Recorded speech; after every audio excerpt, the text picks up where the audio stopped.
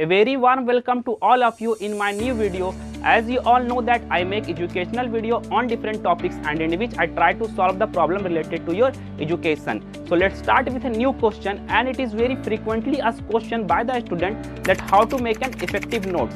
If you are one of them, then please stay tuned in this video. By the end of this video, you will know everything related to note making. Before I tell you how to make note, let us know what are the advantages of note making. I mean, there are so many advantages. For example, it promotes active learning. When students are actively involved in the learning process, it gives purpose and increased productivity as well. And you also don't need to read the same book again and again, and you are also able to do your revision in a very short period of time.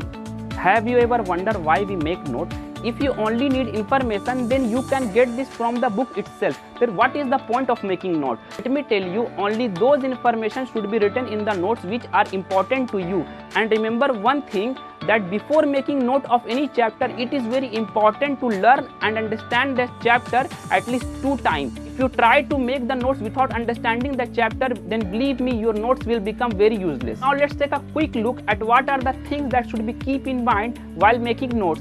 Point number 1, always make your own notes and try to write in your own words. Many students bring their friend notes and try to read from it, which does not prove to be very beneficial for them, because your friends made those notes for themselves, not for you.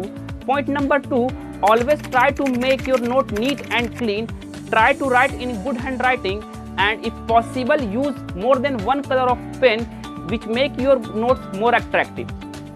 Point number 3, it is very important and useful point. You should never try to make notes like a novel. It would be better if you write it in bullet point, which will make things more understandable. I have seen many students that they write down most of the part of the book, which is not correct.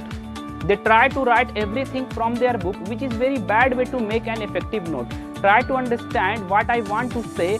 Write only those points which are relevant to your exam and that make your concept more stronger. These were some points to make an effective note. I hope you guys like it.